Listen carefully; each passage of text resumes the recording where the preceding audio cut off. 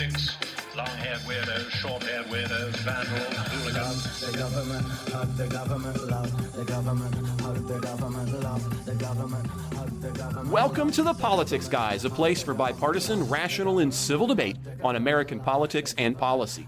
I'm Trey Orndorff, a political scientist at Oklahoma Christian University, and I'm joined today by Ken Katkin, a professor of law at Chase Law School.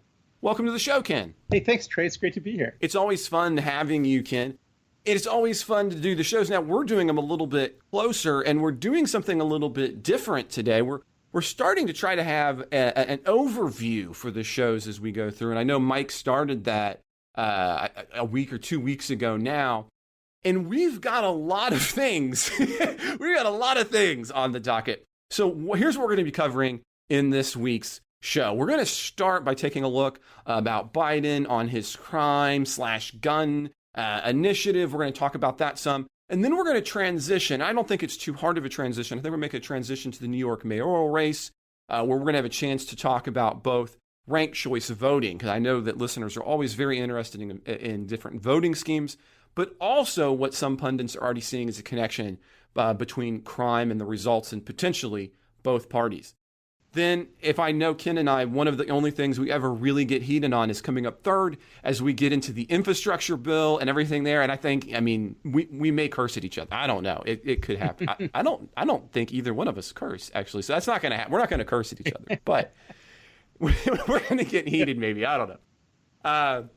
And then if we have time, we're going to tackle two major Supreme Court cases. The first is going to be students' First Amendment rights off campus and how far that extends. And then we'll finish up the show, if there's time, with how antitrust laws impact the NCAA. Now, if we can't get it on today's main show, that just means we're going to have even more for a really exciting bonus show. That bonus show is our supporters-only midweek show. So if we don't get to it, that's where it's going to be.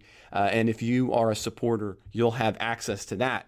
But I've also got some special fun news. In addition to our supporters-only midweek show, this week we're also going to have a special, and this is available to all. It's just going to come through our normal channel, an interview episode. So we'll have a Wednesday interview. Yeah, we have an interview.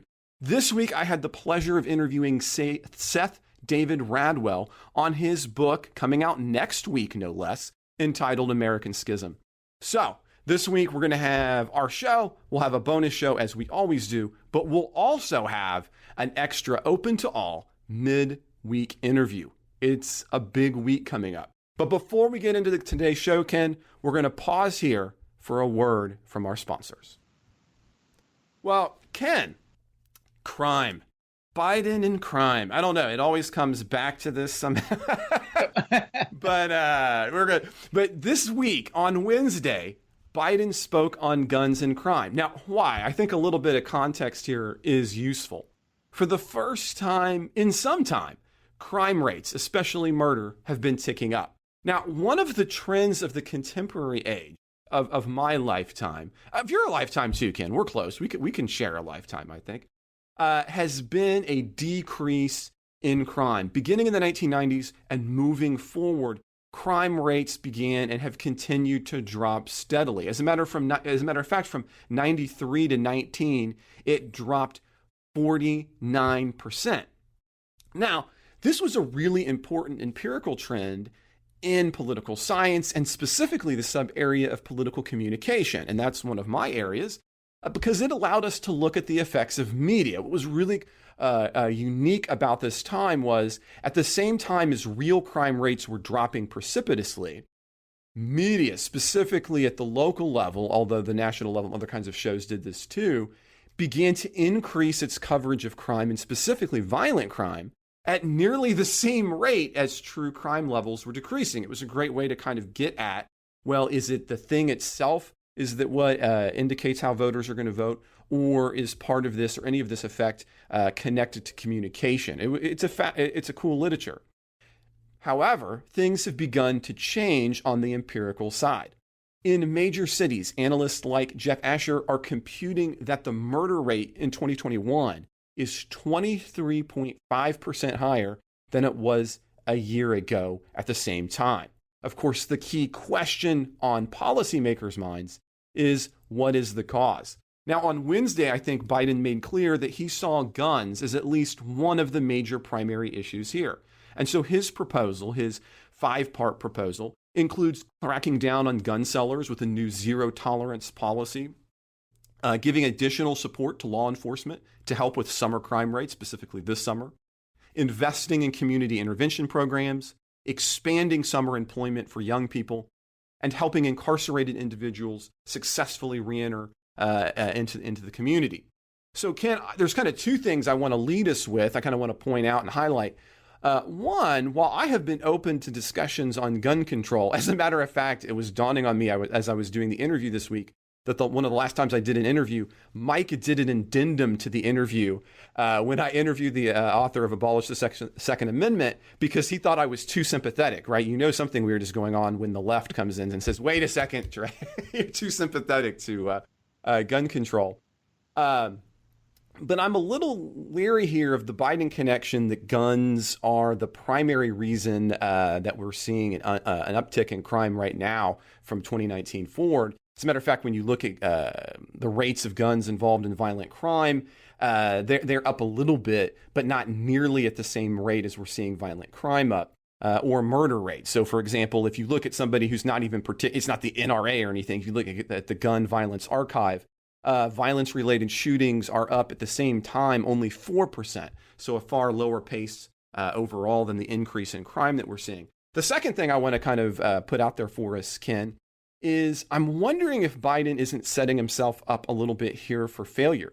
One of the issues that came from the left, and this is one of the ones where my libertarianness kind of fell on the left, was that back in the day, the kind of the standard procedure for dealing with crime was problematic, and it led to a lot of the systematic race issues that we see in policing.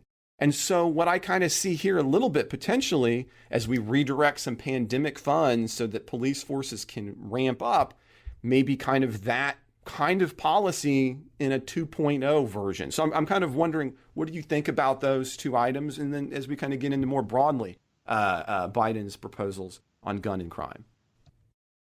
There was a whole lot in what you said, so I hope I'll address everything. And if I fail to address some of the things you said, just remind me, and I'll get back to it. Of course. But so I think I would start by distinguishing, and this is a distinction I think you drew, but I'd really want to highlight it, between policy and politics here.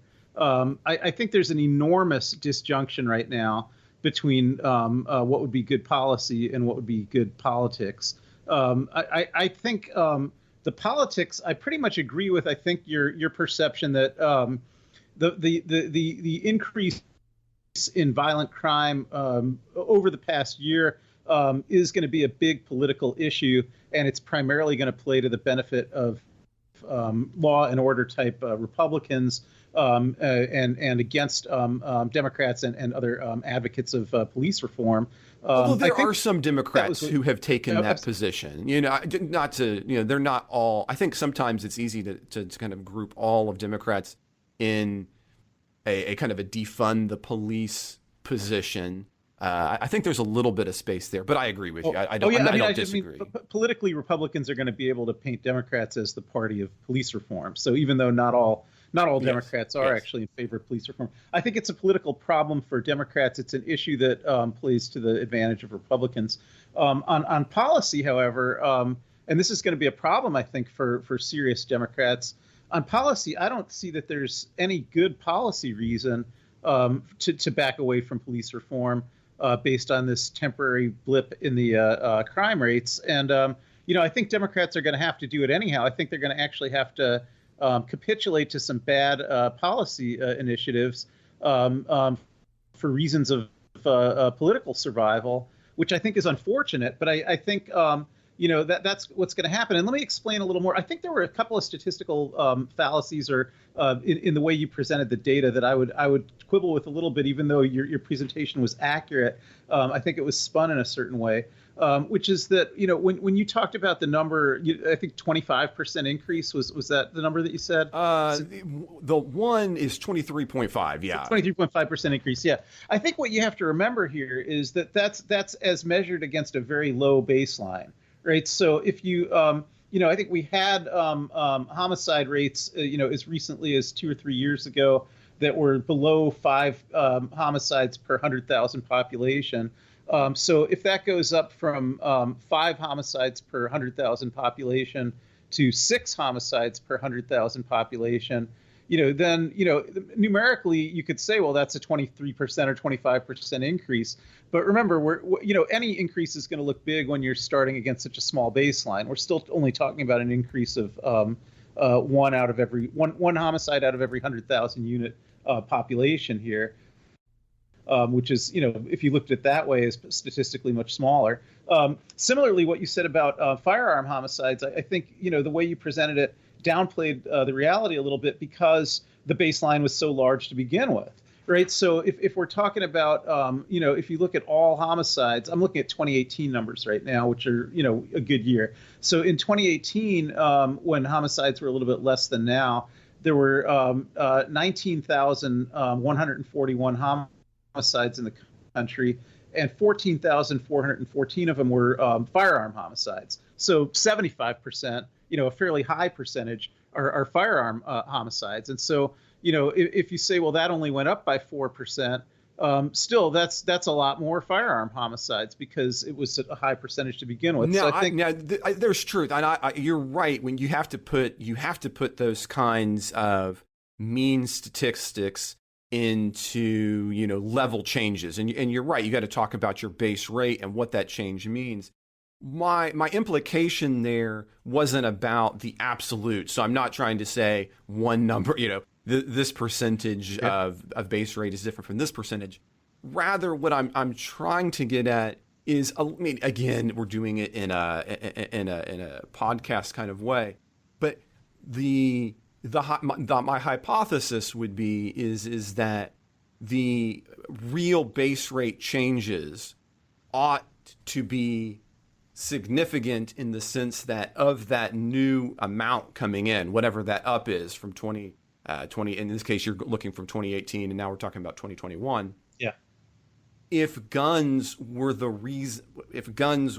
cause of that, you would assume that most of that change, that delta, would be gun, right? In other words, the guns are the ones that explains the change from whatever that baseline is to whatever this new data point is. What I was only trying to get at was to say I don't think we've established kind of a causality, whatever the problem of guns is. And I'm willing to have that conversation. It doesn't appear that its presence or absence as a variable is the thing that explains that uptick. And again, and I think you're right in pointing out when it's low, those numbers are going to be higher. But however you want to think about that uptick, I don't think it's explained by the presence of guns any more than guns explained its relatively low rate in 2018. Yeah, I'm not going to say I disagree with you on that, but I will say I think it's a little more uncertain than you're saying. I would just say I don't know, rather than saying, you're right or you're wrong, because the way I'm trying to think about this is, let's say, it's a fact that 75% of all homicides are gun homicides.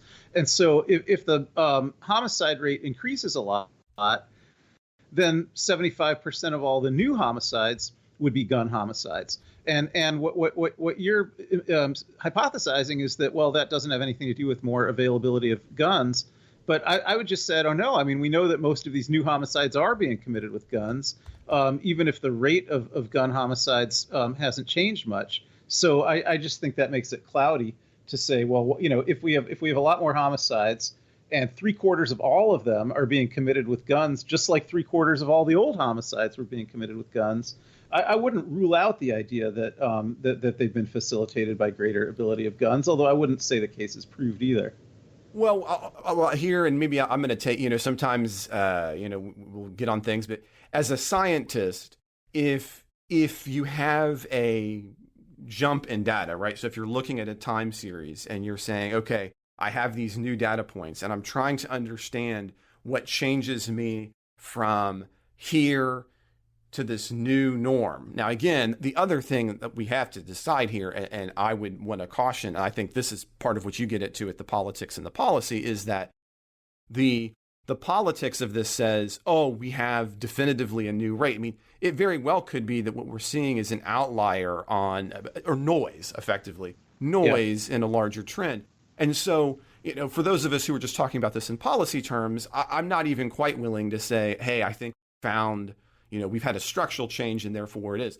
But assuming we have had a structural change, I think your point there to say, well, if it's 75 and then it's 75, we can't rule it out. I mean, you can't generally rule many things out on that kind of scientific. But if I, as a scientist looking at the data, I'm not going to argue that we've had a structural shift to a time series on a variable that has existed through the whole time series if I don't see any movement in the explanatory power of that. And you should see that at least a little bit in the mean, in that. So if something was unique about guns, and again, that's why I think that I'm having problem with Biden already saying, well, hey, listen, we got this crack. We do this gun thing. We're going to fix this. We're going to fix this crime problem. I completely agree with you on Biden. That's entirely about politics and not about policy. But what I would say, and then I'll stop talking about how to look at data. But I think this is fun. We don't do that often. I'm sorry. Go ahead. All I would say is I think these questions are more answerable through research that I haven't seen yet, which would look at compare localities against other localities, because we're talking about national numbers here. But there's places where the gun laws have actually been liberalized over the past few years, and there's places where the gun laws were already very, very lenient and haven't really changed. And I think I haven't seen this work, but it seems to me it could be done if you wanted to really tease out, well, what's the impact of gun regulation on changes in crime rates? Compare the places where gun regulation has in fact been relaxed and weakened over the past few years with places where it hasn't been relaxed and weakened over the past few years. Compare and see if you get differences in the change in crime rates. And I'm thinking particularly of Chicago. I mean, I haven't seen Chicago compared with any place else. But Chicago is one of the cities that's doing the worst right now. It's had a massive increase in gun crime.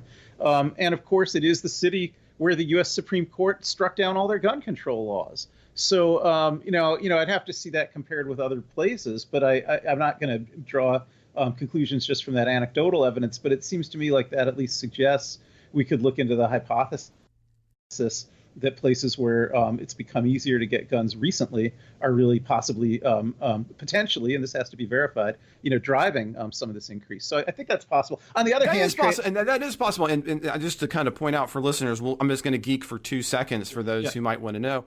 What you've set up there is a naturalized experiment, right? So one way to try to get at the question we're looking at is to say, well, you can compare these different locations, right? So generally in the social sciences, we can't put people into different countries and see what the outcomes are. Instead, we've got to find these naturalized experiments and then do it. And that's what you're suggesting.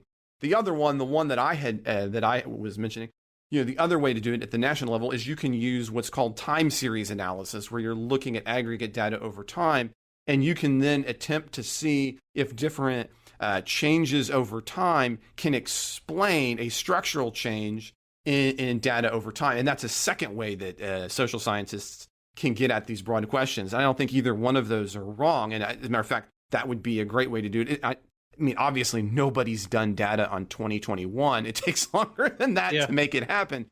But I agree with you. That would certainly be a very valid naturalized experiment. And let me come back around to the part where I completely did agree with you. So I'll just highlight that.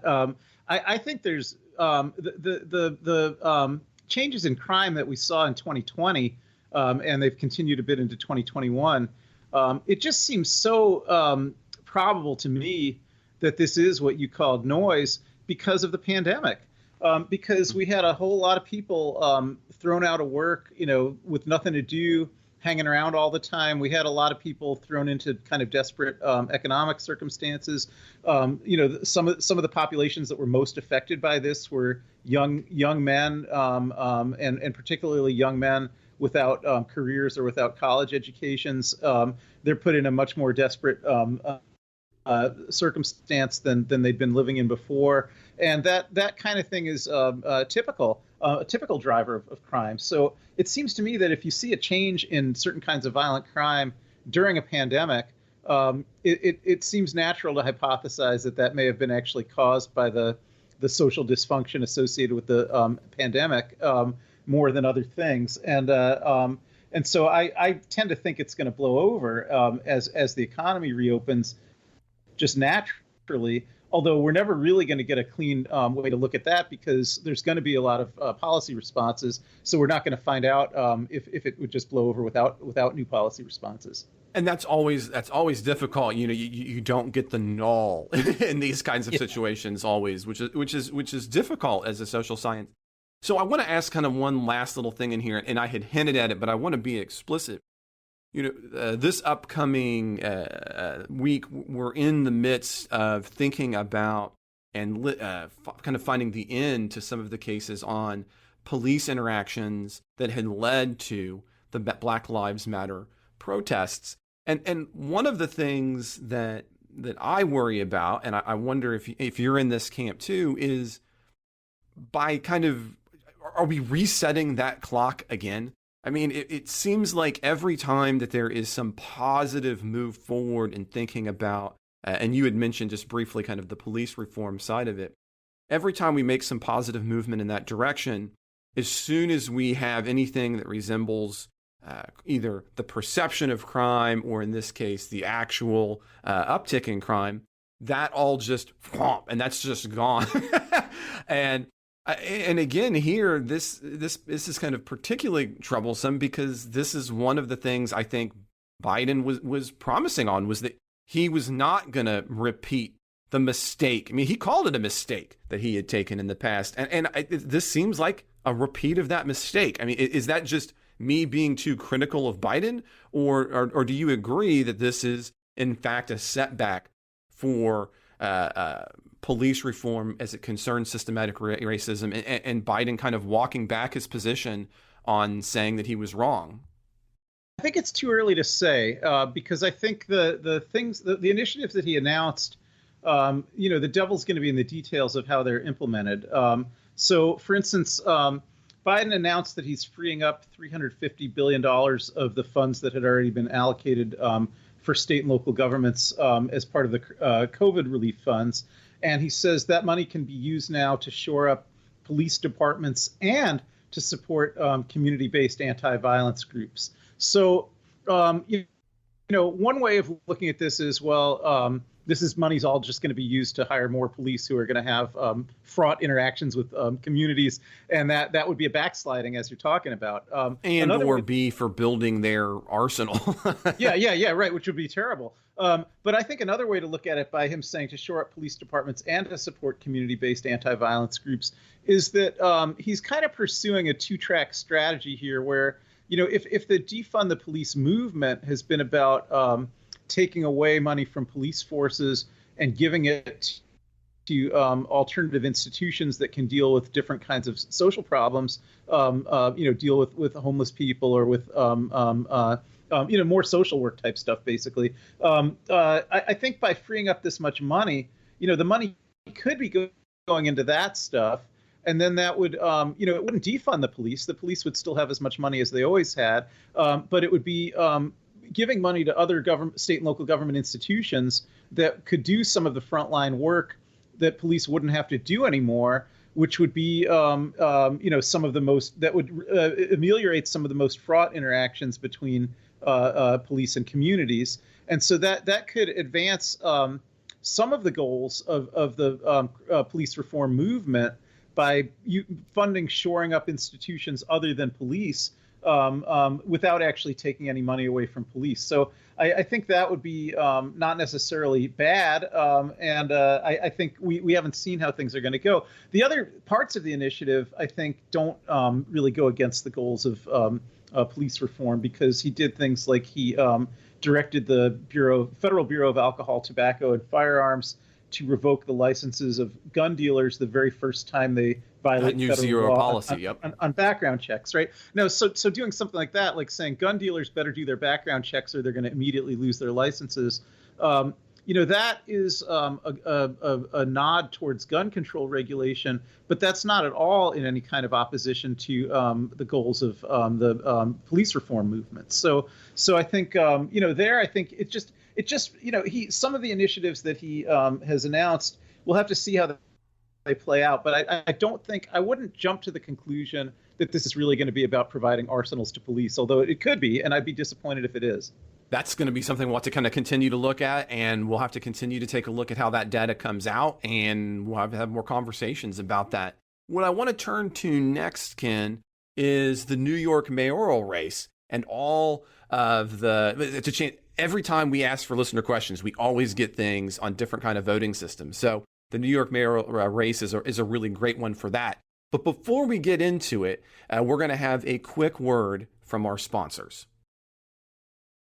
So, Ken, as we come back from the break, what we want to get back into is the New York mayoral race. And as a matter of fact, it's being tallied as we speak. But according to the Wall Street Journal, Eric Adams is holding the strongest lead with 31% of the nearly 800,000 votes. Now, the mayoral race is worth talking about in part because of the election method. It's the first time they're using ranked choice voting. Ranked choice voting is a system in which you vote for more than one individual on the ballot. As a matter of fact, out of the 13 candidates, New Yorkers had the opportunity to vote for 5. Now, they're not just voting for 5 equally, they're actually ranking those 1 through 5. And so in this case, what ends up happening is that those who don't reach a certain threshold get thrown out, and therefore those ballots then move down to choice number 2 or choice number 3. What is unique about Adams' lead currently, of course, was he had not gotten a lot of that number 1 spot. As a matter of fact, Adams seemed to primarily be getting a lot of number 2 and a 3. We're not officially going to know a winner or be declared a winner until July 12, because we still have to do the absentee ballots. And as we get into the weekend, not all of the ranked choice voting math is finished yet. Now, on the Republican side, Curtis Sliwa, founder of the crime prevention group Guardian Angels, won with an outstanding 69% of the votes. Now, I mention that because one of the pundit takeaways right now, Ken, is that maybe the reason that Adams is as high as he was and the Republican wins is because of their stance on crime. As a matter of fact, Adams was early in his promises on this. And to link back into what we were talking about with Biden, one of the things that Adams promised at the outset of the campaign is he's going to bring back an anti-crime unit in New York that was disbanded after the Black Lives Matter protests. So I kind of wonder, there's 2 kind of tracks here. One is this ranked choice voting, and the other is the beginning of trying to untangle the possibility that crime is already playing a role in not only the Republican side of it, as you had mentioned in the Biden, but perhaps even in Democratic primaries. So, thoughts about the New York mayoral race? Yeah, I mean, the New York mayoral race, Adams did run, as you say, in opposition to the other Democratic candidates who all, to one degree or another, some to a small extent, some to a great extent, were to the left of him on police reform issues. But Adams also got support from communities on issues that had nothing to do with that. He had the best links to organized labor, which supported him, on their issues, which were not really crime issues. He was the one African-American candidate, and he had deep roots in New York's African-American communities and got a lot of support from those communities. And perhaps you could say, well, those are the communities that are most concerned about crime. But I don't know that I'd say it was entirely about that. And finally, I'd point out that, this was a multi-candidate race, and Adams only got about 31% of the vote. So a lot of the dynamics of why he's going to end up probably being the winner, although that won't be sure for a couple of weeks, is related to the fact that there were so many candidates and someone could win with only 31% of the vote. But still, that means that nearly 70% of the voters didn't vote based on his strong anti-crime stance. So I think there's a lot of uniqueness to why Adams is probably going to be the next mayor of New York, although, again, it's not certain yet. I would say it is certain that Sliwa is not going to be the next mayor of New York. No. Yeah. So, which also tells you something, because after all, even though New York's a very Democratic city, Giuliani was able to win as a Republican there in the 90s, really almost entirely based on crime, in a city that was very Democratic. So if New Yorkers were as concerned about crime now as they were 30 years ago, then we wouldn't be laughing off the idea that Sliwa could win any more than people laughed off the idea then that Giuliani could win. The other data point, you didn't mention this, but I'll bring it in, that I think is somewhat refutes the thesis that crime has already become dispositive in urban mayoral races, at least, is that in Buffalo, New York, which actually has seen very much more significant increases in violent crime than New York City has. The year-over-year increase in Buffalo was more than 100% from 2019 to 2020. So, very, very dramatic increase in violent crime there. And in the Buffalo, New York primary, there was a really enormous and unpredicted upset where an avowedly socialist candidate, who's very much part of the Black Lives Matter movement, and who in part was initiated into politics through that movement, and a serious advocate of police reform, managed to dump a relatively popular 4-term incumbent Democrat by 7 points in this primary. So I think we have to look at the way political winds are blowing in New York, at least in connection with the Buffalo race as well as the New York City race. No, and my bringing that up, you're right in the sense that I think often it is easy to want to take elections down to a couple of issues. And that's one of the ways, obviously, we talk rationally about elections. But of course, underpinning elections is oftentimes far more structural reasons for winning and losing than particular issues. And, I think sometimes that's hard for, I don't know if it's hard for you. It's sometimes difficult. I mean, I recognize that intellectually as a scholar. I recognize the data on that front. But it is always a little frustrating to have to think, well, issues, they don't matter. But even if issues were the primary, I think you're right. I don't think we can immediately draw an entire choice to it.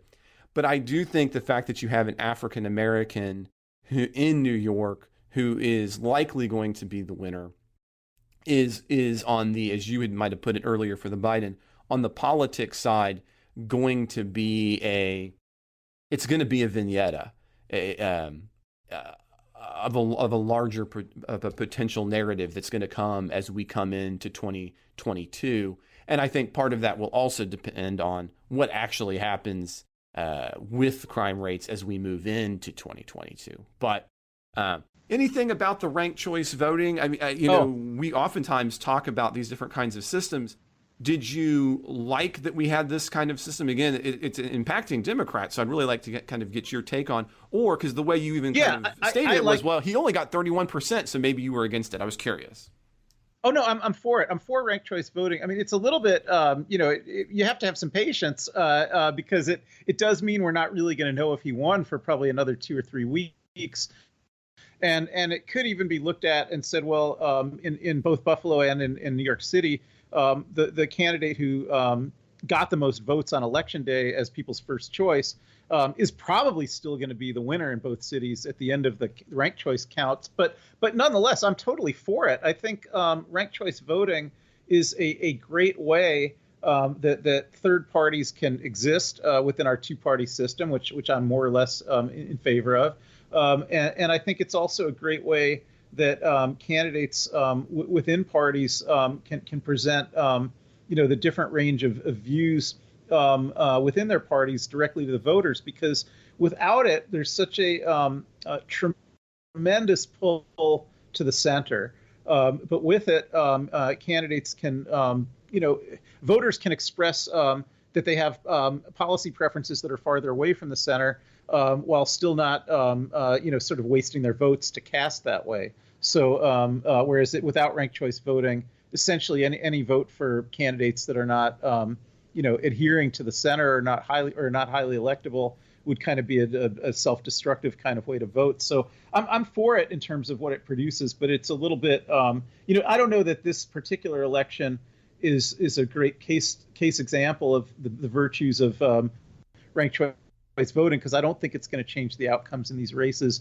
and it is introducing a few weeks of a delay to finding out what those outcomes really are. One of the things that in American social and cultural life that is weird to me is this idea that everything has to be instantaneous. And you were talking about it, and I thought how kind of terrible it is that the fact that it's going to take a week or maybe 2 weeks to know who who's going to win is going to be the reason why we have or not have a particular voting system. Right. that we have to talk. And you're right, we do. I mean, that's something we have to talk about. But it's a little bit hard. Well, this one is faster, and I mean, true. But I agree with you in that, ranked choice, it's kind of that median ground as electoral systems go between proportional representation, where you can get a lot of different kinds of parties and voices, but here you're still ending up usually with two major parties, but you're getting, as you put it, a little bit more spectral distance within the parties that you don't get when you have just simple first past the post in single member district. So that's absolutely true. Now, Ken, I think we should move forward to the thing that might get us, heated. Yeah, I don't know. We'll see. I'm going to try to be heated. Who knows? Well, we need to talk a little bit about the infrastructure bill that, I don't know. It's the bipartisan bill that isn't. It might be the way you might want to put that. I don't know. Yeah. But before we get into that, we're going to have a quick word from our sponsors. So, Ken, the infrastructure bill. I set this up by kind of calling it the infrastructure bill that isn't. Maybe I'm already kind of playing my hand on this one. A lot of pundits are calling this a breakthrough, and I'm kind of with the Wall Street Journal. I'm calling it just a bunch of rhetorical BS. 21 senators, Republicans and Democrats, announced a compromise on Thursday for the largest ever in history transportation package, clocking in at $1.2 trillion. Now, we already know that we have some differences over, the spending side. I'm just going to kind of put that aside for a minute so we can talk more about the infrastructure bill itself. What makes this a compromise is that's totally on physical infrastructure, which is what Republican senators and Republicans in general really wanted to focus on. Whereas Democrats wanted to think more expansively about what infrastructure could be, kind of to that social capital side. Again, so it's, roads versus roads plus might be one way of thinking about that. Now, that might sound like a huge breakthrough, that something's coming through, that both sides are on board, but they're not really. As a matter of fact, at the end of the press conference, Biden says that if he doesn't also get everything else that he wants, then he's not signing it. As a matter of fact, in his words, if they don't both come, I'm not signing it. Real simple. As a matter of fact, he would go on just 30 minutes later to say, quote, "What we agreed on today is what we could agree on, the physical infrastructure. There's no agreement on the rest," end quote. Similarly, Speaker Pelosi won't even bring it up in the House unless it has everything else. So, Ken, here's my question. After all of this hand-wringing, all of this, let's get together on something, what is actually the ever-loving point? Biden coming out saying that he's somehow reached a compromise is a lie. That's not a compromise. To say we have a compromise, but I won't sign it unless I get everything else I want, that's not a compromise. Why is anybody reporting this? What does this matter? The Wall Street Journal and a few other outlets called it instant double cross, and I have to say I agree.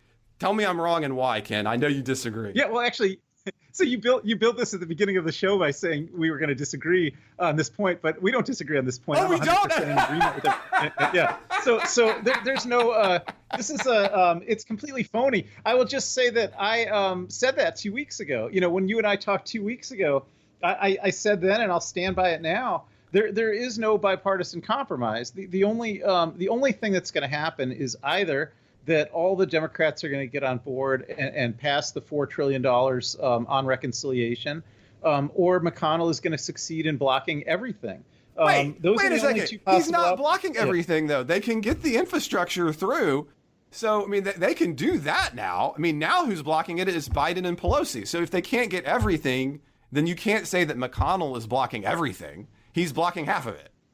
No, I don't think there would be. I know you said there's 21 votes here, but I don't believe that's the case because most of the Republicans in that group have actually said that they will not vote even for this bill if the other bill comes through reconciliation.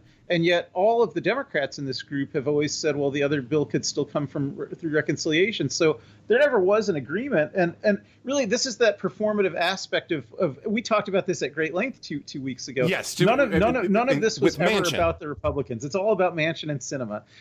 I can't predict what Manchin and Sinema are going to do. But from day one, none of this was ever about the Republicans, and there was never going to be any Republican votes for any of this, and there won't be.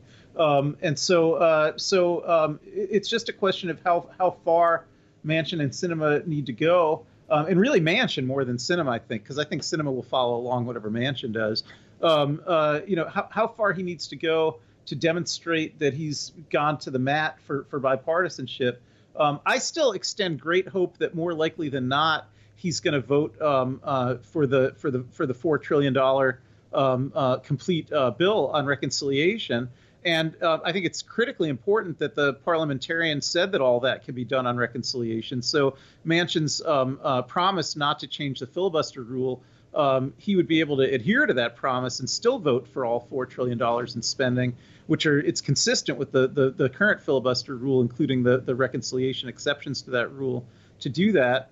And I think he's just playing this out. And as I don't want to repeat myself, but as I mentioned 2 weeks ago, I think it's taking the Dems all this time even to just get the bill written and agreed to amongst themselves, so that part of what we're seeing is some public theater while the Democrats are actually hashing out the bill. But I think 100% of the outcome is going to turn on whether the Democrats can get Manchin and Sinema on board and pass a big bill on reconciliation. But I see zero chance that this bipartisan compromise bill, as it's called, can actually get. Of course it can't. Of course it can't, because the two of the principal negotiators told us 30 minutes afterwards that it can't. That's part of the problem.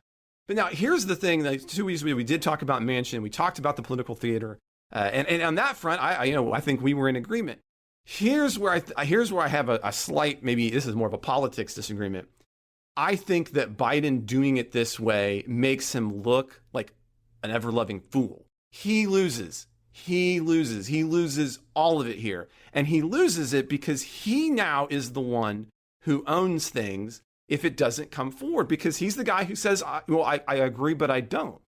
And so now he and Pelosi are the ones who own this. Now, had they never come out and said we've struck this deal that we don't intend to really agree on, then I think that the political theater works in the favor of pushing pressure on Manchin, and it works in the favor of Democrats. But by doing it this way, they look like sleazeballs. There is no positive spin on coming out and with Republicans and saying we have this. I mean, I can see where Republicans get a win for this. So kudos to those guys for getting this, because this looks awesome if you're a Republican. But it makes Biden look like a jerk. I mean, help me on that one. That's the part I guess I really don't understand. So when you talk about this political theater, I get you want to put pressure on Manchin, but this seems like you're costing yourself an awful lot of political theater points, especially here in just a few months as you start ramping up. I mean, talk about the ad. I agree to bipartisanship, but I won't sign it. Like my 8-year-old can write that ad. Yeah. Okay. Let me start with Pelosi before I get to Biden. So I think it was absolutely necessary for Pelosi to say what she said. I agree with you. There's different ways of thinking about what Biden's statements, but the thing about Pelosi is that there's a lot of political risk that you may not be acknowledging here to dispiriting Democrats, right? That almost all Democrats want to see the Dems doing everything they can to pass the entire bill. And True. The idea that that the Dems might just capitulate to this to the basically the Mitt Romney group or the Rob Portman group here of Republican senators would be incredibly demoralizing to Democrats who have majorities in the House, sort of in the Senate, and have the White House, and who want to see a big bill passed. So I think that you can't discount that the almost all Democrats, really pretty much every Democrat in the House and every Democrat in the Senate except for Manchin and Sinema, and almost all Democratic voters who are a majority of the public who put all those people in office, want to see something much bigger than this bipartisan compromise bill. So I think the Dems, both from the standpoint of politically shoring up their own base and also from the standpoint substantively of maximizing the pressure on Manchin and Sinema to actually go along with the bigger bill, they needed to signal this somehow. And so I'm fully on board with what Pelosi signaled, not only as a signaling method, but as an actual strategy. Like, I think it would be better to risk passing nothing than to pass something that's not much better than nothing from a Democratic perspective. And so the other question you raise is about Biden and whether Biden should also have said that, or whether he should have just left that messaging to Pelosi, who could do that messaging and who has the ability to carry out that threat, so that Biden would never even, he didn't have to make a veto threat, because if she never takes it up in the House, he's never going to have anything on his desk that he'll have to veto or not veto. I think there's two ways of looking at it. I'm not going to say that you're wrong, but I will say the possible counter argument, and I can't really tell which one is true, would be that he will get much bigger political rewards if the $4 trillion bill actually passes, because it will be hugely popular with about 70 or 75% of voters, including quite a lot of Republicans, if it actually passes. And that will wash away, within the next couple of years, whatever political turmoil there was about the process for getting it passed. And so he's got to take a risk, right? So he could take a short-term hit by looking like he's just claiming to be bipartisan, but while actually being partisan, as you say. But the short-term hit from that would be if he actually succeeds in getting the $4 trillion bill through on reconciliation, the political rewards of that could be very much larger than the political hit from looking like he was too partisan. Well, we're going to have to kind of see how that plays out as we move forward into 2022, I guess, Ken. And I think additionally, the other side of this, we're not going to touch on it right here. I think we'll do that in a future show in July when we talk about some more economic stuff, is the economic side of spending that much. But we'll pause on that now, because we're going to move forward and we're going to talk a little bit about again, if we have time for both of these, Supreme Court cases. And we want to start with students' speech rights, and specifically students' speech rights off campus. But before we get to that, Ken, we're going to break for just a moment for our sponsors. One of the other big items, and we had actually already touched on this story earlier. I believe it was in a bonus show. I'm not positive. It could have been on the main show. I didn't actually go back and look, but I know we talked about it. It was in that part of my notes.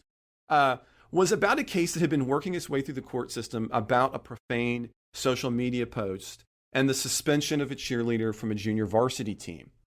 Now, the case has now made it all the way to the Supreme Court. In this past week, the Supreme Court, in an 8-1 decision, overturned a school's control of off-campus activity. So just a really brief refresher on this. A cheerleader had not made the varsity, and she thought she was kind of owed that. She went off campus with a friend. She was at an ice cream place, and they take a Snapchat, and they're flipping the camera, a bird, and the caption is, F cheerleading, F softball, F all kinds of things. She was also on the softball team.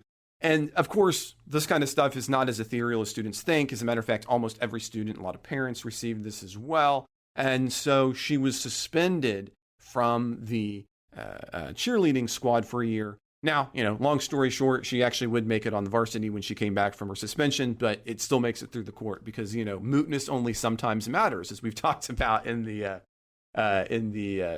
court cases. Now, what I found different about this case, but I'm not surprised by, because we've talked about this before, is that in the 8-1 decision, although they rule in favor of the speech, they in no way create a new rule about when can schools regulate off campus and what could or could not be off limits. Although Breyer writes, thus, we do not now set forth a broad, highly general First Amendment rule stating just what counts as off-campus speech and whether or how ordinary First Amendment standards must give way off campus, end quote. But he goes on that you have to allow for this kind of vulgarity because you've got to protect vulgarity if you want to protect true speech, which I would actually agree with.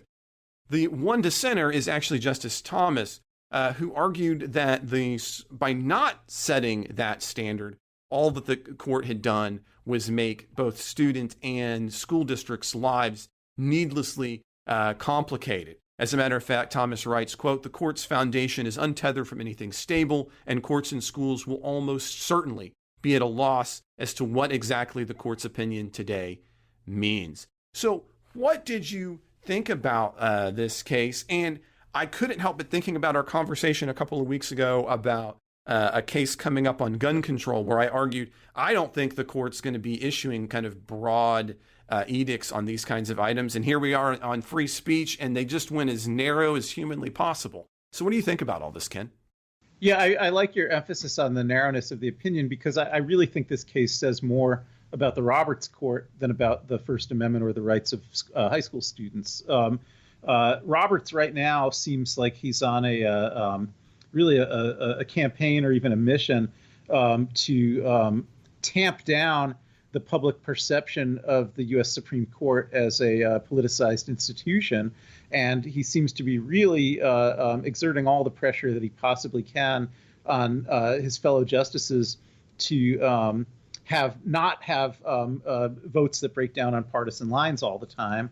And in order to accomplish that, and he has been accomplishing that, what it means is having opinions that don't say very much, because the more the opinions say, the more there's going to probably be those partisan disagreements. But the more they agree to leave things unsaid and unresolved, the more they're able to get more consensus on narrow grounds. And in that sense, on the First Amendment issues here, I agree with the way you characterize it. This case doesn't resolve much. It doesn't do much, and it doesn't change the law much. Probably the most significant First Amendment result from it that I could see is that it is the first time since 1969 that students have won a First Amendment case at the Supreme Court against their schools. So in 1969, in the Tinker case, students got the First Amendment right to wear black armbands in school to protest the Vietnam War. Since 1969, there have been 3 subsequent Supreme Court cases and many circuit court cases where schools have always won in every case. And so student speech has not claimed another victory until this week's decision in the Brandy Levy case. And so I think that's in a sense that's a positive development. But on the other hand, what the school was doing here was going very far beyond what any school had ever done before in really trying to regulate speech that had no plausible connection to. It wasn't in the school. It wasn't as part of a school program. It wasn't publicized to anybody but a small group of friends of the this is a student who sent a WhatsApp or a Snapchat or something to a couple of her friends on a Saturday night. And so that went so far beyond past public school efforts to regulate student speech that I think if any line was ever going to be drawn, on where the school has jurisdiction to discipline their students, it would have to be here. And pointedly, the Breyer majority opinion made a big point of saying that it wasn't deciding the question of whether this means that as long as students are off campus, not in school, and speaking in a way that isn't part of a school program, that they're free of school discipline. It might have been nice, I think, for the court to make that clear, that private speech of students uttered outside of school and not in connection with a school program is not the business of school authorities. But the majority opinion made a point of saying we're not saying that. So I think this doesn't really resolve all that much. No, the only bit I have to add here is that one of the worries I see in the case, even as narrow as it is not even an attempt of thinking about this regulation of off-campus behavior. As you point out, the last time, it was the 60s when we were talking about a case, and on campus, an era where off-campus activity was very much delineated from on-campus activity.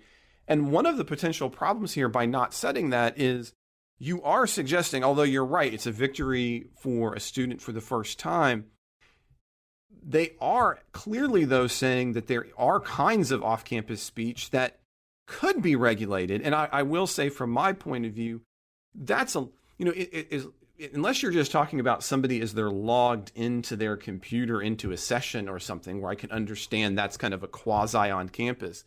I don't really understand in what senses a school would have any kind of interest in the regulation of off-campus speech that doesn't in some way directly be digitally touching. In other words, you are live with your, in some kind of classroom setting. And I'm a little worried that seems like a definitive line that ought to be drawn. Yeah, well, I'm 100%. I'm on your side on that. I'm 100% in agreement with you, and I'm disappointed that the court didn't do that.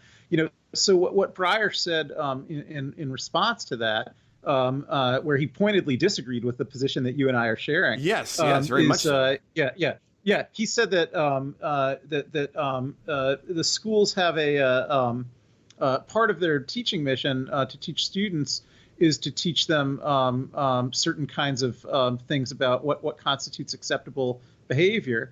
And also he said that certain kinds of speech, even in a purely private capacity, could affect other students or could affect teachers. So he gave some examples, like if students are off campus and using social media to harass other students in their school, then in his view, that affects the ability of the student who's being harassed to be able to get educated in school. And for that reason, the school would have authority to regulate that kind of student speech, even though it's totally off campus and using non-school related platforms. And I think that's a bad slippery slope. I don't like to see the court getting into that, empowering school authorities that way. He pointedly did reverse the Third Circuit. The Third Circuit Court of Appeals, which had also ruled in favor of the student, ruled on the stronger and clearer grounds that you articulated, Trey, and said that if this isn't neither speech in school nor speech using some kind of school platform, then the schools just can't regulate it. But Breyer said the schools can still regulate some such speech if some such speech is affecting the school or affecting other students in the school or affecting teachers in the school in some way that impairs the school's ability to fully carry out its mission, or that impairs the ability of other students in the school to enjoy their experience as students in the school. So it is a very unclear line. Now, I agree with Thomas's dissent to the extent that he points out that this is a very unclear line. However, I'm more in more important respects, I disagree with Thomas's dissent, because his remedy for saying, the Breyer's creating to make it broader. Line, he wants to go much further off just campus. To make it broader. Just say, let's let the school just regulate all this speech and not try to draw these blurry lines and not give the students any rights at all. So I don't agree with that, but I do agree with his diagnosis, but not his prescription, I guess.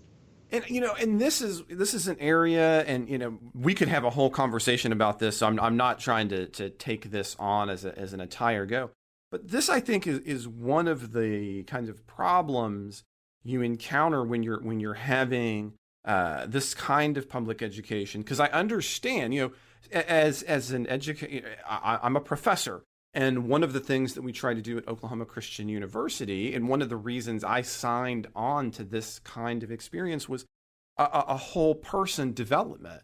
And that includes thinking about a person's morality and our actions and how we live in community. But what I think makes the problem when you're doing it on the side when you have a government school is everybody here is here voluntarily, right? So you're signing into these kinds of specific rules. And in the Breyer kind of take, as you, I think, rightfully pointed out, suggests that there is one that can kind of be imposed. And while I certainly have a morality and I want to share and help students move towards in that direction, I don't want to enforce that. It's voluntary, right? It's not one, I don't want to go out into the world and say, do this, but rather I want to help those who want to do it. And I think that's one of the advantages of thinking about education a little differently. But I know it's a bigger thought. There's a lot of thoughts there. And we have one last story so I think we can get to everything if we handle this one, Ken. Our last story is another Supreme Court case that occurred on Monday, and that's where the Supreme Court shot down the NCAA. And this decision is unanimous. Now, the crux of the NCAA's argument has been that it can effectively bypass antitrust laws because it needs to preserve the good of amateurism in college sports. Never mind that, Duke and UK make tons and tons of money. It's really about preserving amateurism. Now, for student athletes, I think it's worth saying, again, we both come from different schools. The vast majority of student athletes are, of course, amateur. They don't make money for their institutions. Our sports don't make money at Oklahoma Christian University. We do it for different reasons. NKU, I don't know if they make money or not, Ken. I can't imagine they're making much money if they're making any money. They lose more than $10 million a year on sports at NKU. That's what I kind of figured, right? But I didn't want to just throw that out without actually knowing. I hadn't looked it up. But there are a few schools at the top, and that's what this is really about, those schools at the top. And these athletes are bringing in millions and millions of dollars, but they can't get anything in return. So in this case, what's happened is the court argued that the case wasn't about total compensation, but it's about some kinds of educational benefits.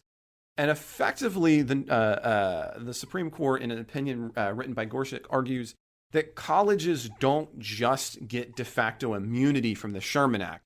A heads up again, the Sherman Act is the primary law that bans anti-competitive practices. He says, look, you don't get to just say, hey, we get immunity from the Sherman Act because you're doing this so-called good of preserving amateurism. And so as a result, colleges can now compete with additional educational compensation, including one of the ones that got a lot of attention was some payouts for good grades. But it includes other things like laptops and materials or special internships or trips, that kind of stuff. Now, the court is effectively saying that tradition alone can't justify the NCAA's decision to build a massive money-making enterprise on the back of student athletes. That's in the words of Kavanaugh. He would go on to say that, quote, nowhere else in America can businesses get away with agreeing not to pay their workers a fair market rate on the theory that their product is defined by not paying their workers a fair market rate, end quote. So what did you think about this? Everybody's been talking about this in the sports world. What do you think about this on the legal side, Ken? Yeah, I think it's a correct application of the antitrust law. I did enjoy reading Justice Kavanaugh's concurring opinion. It's interesting because as you pointed out, actually what was at issue in the case was, I would say, very fairly minor, almost trivial premiums that some of these colleges wanted to give to the student athletes. Because under NCAA rules, the colleges were already allowed to give tuition, room, board, book allowances, special tutoring. And so the only restrictions that were really at issue here, as you pointed out, were, could that be supplemented to a very small degree by some things like musical instruments or scientific equipment or payouts for good grades or study abroad trips. What wasn't even challenged in this case was the restriction on not paying salaries. Now, this does seem to lay some groundwork for that, and it seems like the reasoning of this case would support the idea that the NCAA rule that prohibits salaries from being paid to student athletes is similarly vulnerable. And I think it should be. I think that as a matter of antitrust law, there's no real basis for thinking that the Sherman Act shouldn't apply to intercollegiate sports. I guess my only concern about it, which is totally non-legal, is that I think some of the effect of this is going to be negative with respect to higher ed at most schools, because even though I completely agree with what I take it as substantial public opinion that when you're looking at schools like University of Kentucky or Ohio State, that make a fortune off their sports programs, why shouldn't they pay their athletes? But I think in reality, there's not more than 100 universities in the country that are really not even 100. Maybe not even 100 that are making money off their athletic programs. And what you largely see in American higher ed is what we see certainly at NKU, and I don't know if this is the same at OCU, but already the tuition-paying students are heavily subsidizing the student athletes, and that subsidy is experienced both in the form of the tuition gets increased to cover the cost of sports, and also academic programs get cut to cover the cost of sports, and that has a negative educational impact on all the students.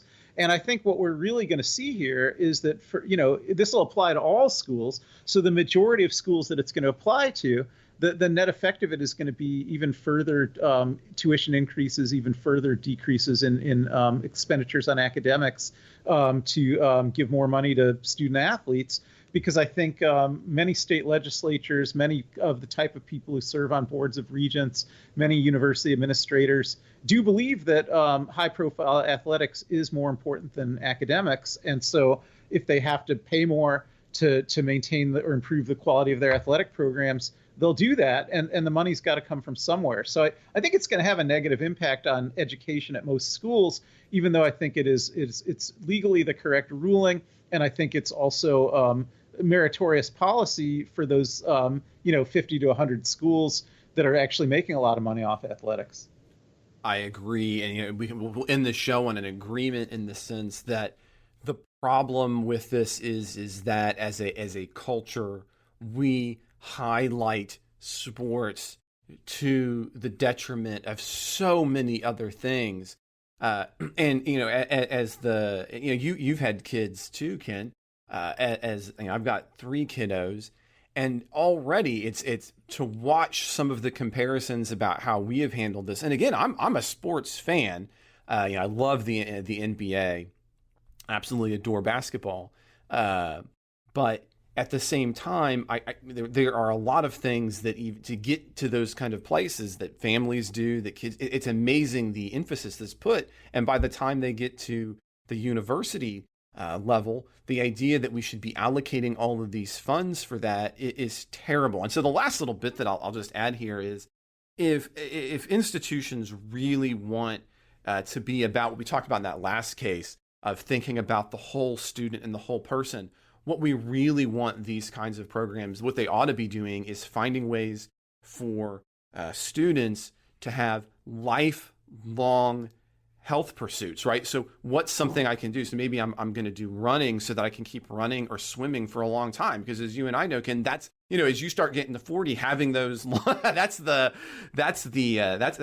bigger key here. Instead of just wearing people out when they're 19, in most cases for no really good reason whatsoever. But again, you're right, and you're right about what this probably means for schools down the chain when it comes to their competitiveness.